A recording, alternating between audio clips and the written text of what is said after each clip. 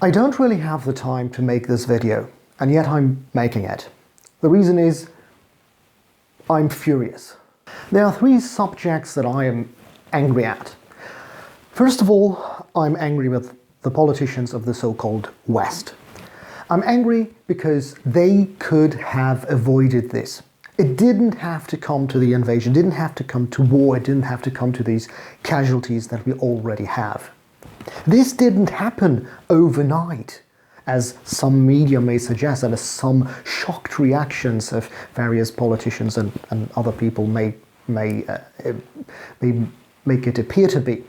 It did not happen overnight. I mean, after all, there have been those experts and well, also certain politicians that knew better, that have been warning that this is going to happen. For 20 years, this very scenario was becoming increasingly likely, up to the point where it became the most likely scenario. And the fact that it has not been recognized as such, and the fact that the politicians did not put a stop to it somewhere in between, is the thing that makes me mad. Secondly, I am mad at the media and about the secret services from the countries of the mainly former Western Bloc. Because you know what? A politician is just a random citizen who had the will to become politician and had what it takes to be elected one. As one, I think, US senator said it, you don't need to have a doctorate degree to become politician or to become senator or member of the parliament or whatever he said. And it was supposed to, he made that statement in some documentary which I watched, and it was a kind of erroneous, or maybe sarcastic statement, which was about certain politicians which were particularly dumb, not well educated. But it is the purpose of a secret service to inform those politicians that get elected into positions of power and to make them aware of certain things.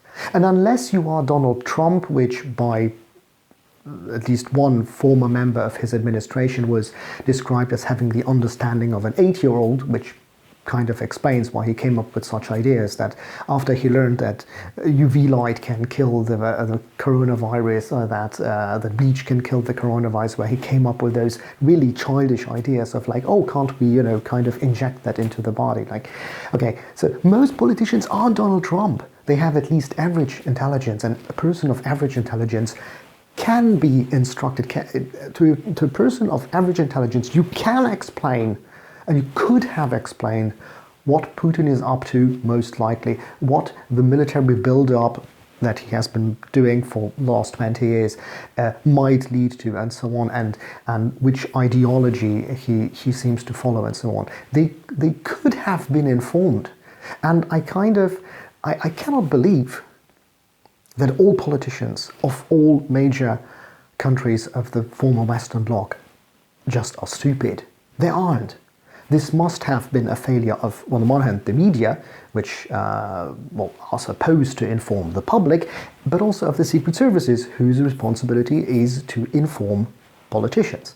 They should know better. Even if the public should be misinformed because media failed to inform, that at least the members of the political elite should be properly informed. And apparently they are not. Apparently the surprise that they are showing right now proves that they have not been properly briefed in advance. And last but not least, the third third person that I'm angry at is myself.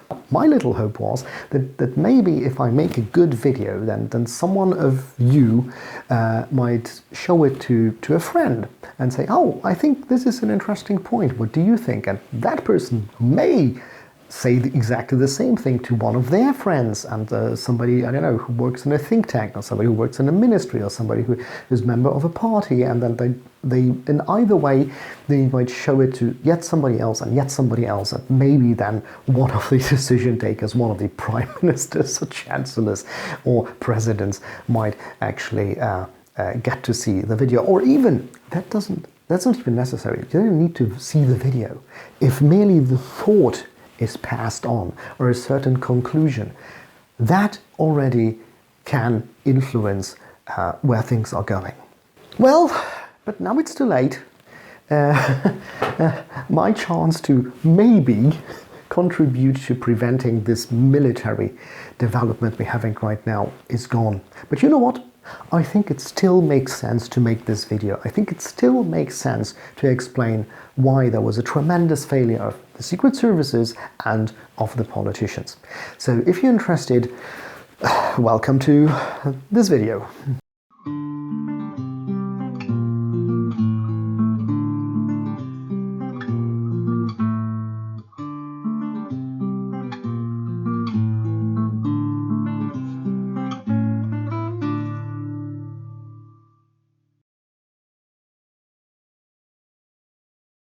Look at this. This is the first time that I have written down that I wanted to make a video in which I wanted to explain why Portugal should be afraid of Russian expansionism. And if you wonder, why did you pick Portugal? Well, because Portugal is the westernmost country of Europe, and I wanted to explain that Portugal, I wanted to prove point by point why Portugal should be afraid of Russian expansionism, because Russia wants to expand. Russia's ideology now is to conquer Europe, nothing less but that.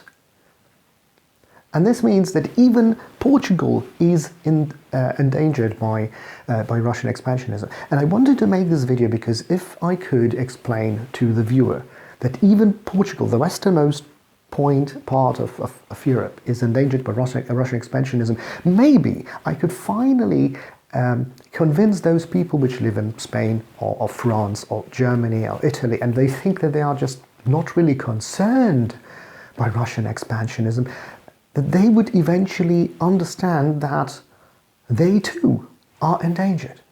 And you know, because the problem is that politicians, for instance, in France, when they are deliberating if you should or shouldn't help, for instance, the Ukraine, they consider it, okay, on the one hand, we have maybe a moral responsibility as a democratic country and with the rule of law to help Ukraine, which is a democratic country of rule of law and now is facing aggression.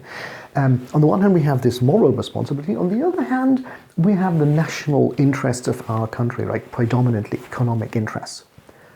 They do not understand that these are not two interests which have to balance out.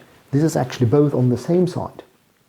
Because once Russia manages to conquer Ukraine, and the easier it would be to conquer Ukraine, they will try to go further. They will try to get the Baltic states back. They will try to get Moldavia back. They will try. Putin already made demands that NATO should retreat back to the borders of 1997. They should give up Romania, Bulgaria, and so on. And the best thing would be that Russia would get back its sphere of influence, the same one it had during the time of the Cold War. But Russia's expansionist ambitions of today do not end there. You might have heard about Dugin, this guy.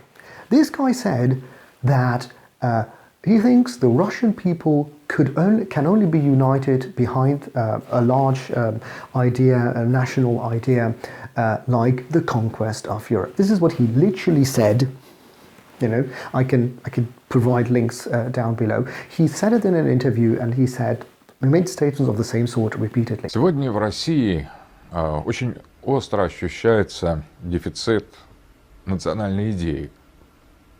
И с одной стороны все понимают, что она необходима, а с другой стороны предложить что-то осмысленное, что-то новое, если угодно, или что-то убедительное, пока не так просто. И много лет я размышлял над этой проблемой, над проблемой национальной идеи, и мне пришла в голову недавно, анализируя события в мире, посещая разные европейские страны, мысль относительно того, как решить вопрос с национальной идеей. Я выскажу его в качестве предложения, в качестве такой гипотезы. Ну а уж дальше, наверное, там общество, и в первую очередь государство, решит, принять его или нет. Идея такая, что нам надо захватить Европу, завоевать и присоединить. And Dugin isn't just some random dude in Russia. Dugin is considered to be Putin's basically ideologist. And when you look at what Putin has been saying and doing in the last years, it's pretty clear that he has adopted this old Russian imperialist attitude. Also, when he was, I think, starting his second term as a president, it was very clear that he has revived a ceremonial that was looking very much alike Tsarist times.